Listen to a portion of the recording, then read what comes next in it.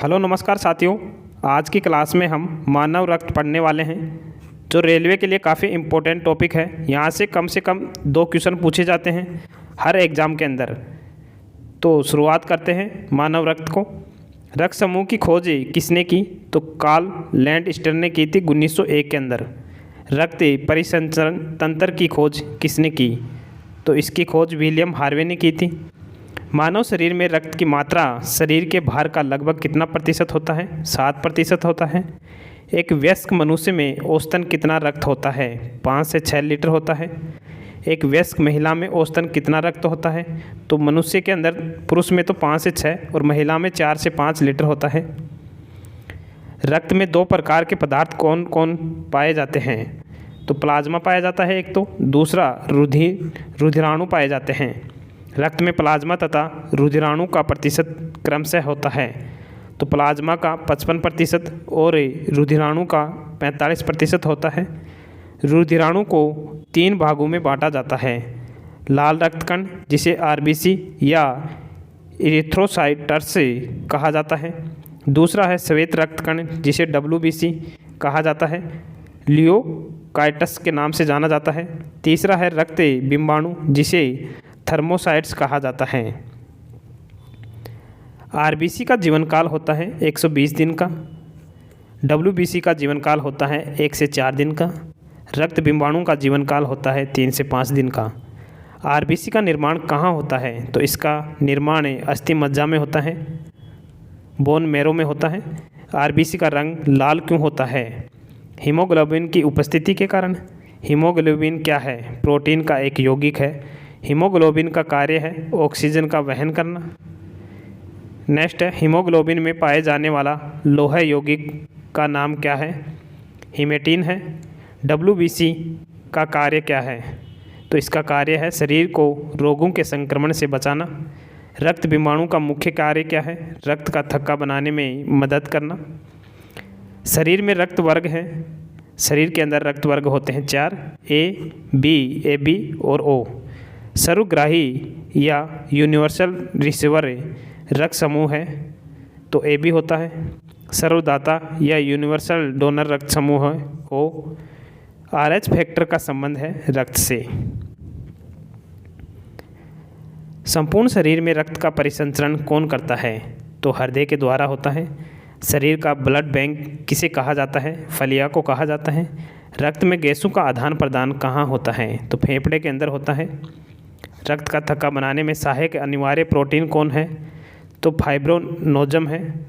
शरीर के अंदर रक्त का थक्का किस प्रोटीन के कारण नहीं बनता? हिपेरिन के कारण नहीं बनता है। रक्त का तरल भाग कहलाता है प्लाज्मा कहलाता है। एड्स रोग में कौन प्रभावित होता है? तो एड्स रोग के अंदर डब्ल्यूबीसी प्रभावित होती है। नेक्स्ट है एंटीबॉडी क्या है? तो एंटीबॉडी एक प्रकार का प्रोटीन जो रक्त प्लाज्मा में पाया जाता है। एंटीजन कहाँ पाया जाता है? तो आरबीसी में पाया जाता है। एंटीजन कितने प्रकार के होते हैं? तो एंटीजन 2 प्रकार के होते हैं, ए और बी। नेक्स्ट है ब्लड बैंक में रक्त को कितने तापमान पर सुरक्षित रखा जाता है? तो 4 डिग्री सेंटीग्रेड तापमान पर रखा जाता है। पूरे शरीर में एक बार रक्त संचरण में कितना समय लगता है? तो 1 से 1.5 मिनट लगता है। लिम्फोसाइट्स से रक्षा करती है तो यह रोगाणु से रक्षा करती है। मानव शरीर में रुधिर स्कंद में किस खनिज की भूमिका महत्वपूर्ण होती है? तो कैल्शियम की होती है। सामान्य व्यक्ति में रक्त पीएच का स्तर होता है 7.35 से 7.45 तक होता है। एक स्वस्थ मनुष्य के प्रति 100 मिलीलीटर रक्त में कितना ग्राम हीमोग्लोबिन पाया जाता है? तो 12 से 16 ग्राम हीमोग्लोबिन पाया जाता है। फाइब्रिनोजन जो रुधिर स्कंद से संबंध है कौन उत्पन्न करता है? तो यकृत करता है। जब रक्त में ऑक्सीजन की सांद्रता में कमी आती है तो श्वसन की गति बढ़ जाती है। एक स्वस्थ मनुष्य का रक्त दाब पारे पर होता है 120/80 mm। नेक्स्ट है दौड़ लगाते समय मनुष्य का रक्तचाप पर क्या प्रभाव पड़ता है? तो बढ़ जाता है। जब कोई व्यक्ति सो रहा होता है तो उसका रक्तचाप पर क्या प्रभाव पड़ता है? घट जाता है। आरबीसी की संख्या किस यंत्र से ज्ञात की जाती है? तो हीमोसाइटोमीटर के द्वारा ज्ञात की जाती है। हीमोग्लोबिन के लोहे पदार्थ का वैज्ञानिक नाम क्या है? तो पोरफायरिन है। मानव शरीर में रक्त का पीएच फैक्टर कौन सा अंग नियंत्रित करता है? तो गुर्दा करता है। एक सामान्य व्यक्ति के 100 मिलीलीटर रक्त में कितना कोलेस्ट्रॉल रहता है? तो कितना कोलेस्ट्रॉल रहता है? 50 से 100 mg। रक्त प्लाज्मा का रंग कैसा होता है? तो रंगहीन होता है। सामान्य व्यक्ति का अनुशीलन रक्तदाब कितना होता है? तो 80 mm पारे के होते हैं। सामान्य व्यक्ति का सिस्टोलिक रक्तदाब कितना होता है? 120 mm पारे के प्रकुंजन दाब पर। नेक्स्ट है, सामान्य स्थितियों में हृदय से आने वाले रक्त का कितना प्रतिशत भाग गुर्दे को मिलता है? तो 24% भाग मिलता है। RH फैक्टर के खोज करता है लैंड स्टीनर व विनर। रुधिर वर्ग O धारण करने वाले व्यक्तियों में कौन सा प्रोटीन पदार्थ नहीं पाया जाता? तो एंटीजन नहीं पाया जाता। A तथा B दोनों नहीं पाए जाते। रुधिर वर्ग A में एंटीजन A होता है, रुधिर वर्ग B में एंटीजन B होता है, रुधिर वर्ग AB में एंटीजन A व B होता है।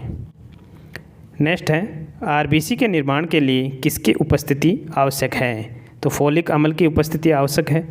मनुष्य में हृदय सामान्यतः 72 बार प्रति मिनट स्पंदित होता है, जिसमें लगभग कितने लीटर रक्त की पंपिंग होती है? तो 5 लीटर रक्त की पंपिंग होती है। नेक्स्ट है, रुधिर में WBC की अत्यधिक मात्रा में उपस्थिति को रोग विज्ञान की भाषा में कहते हैं ल्यूकोकेमिया कहा जाता है। ल्यूकोमिया कहा जाता है।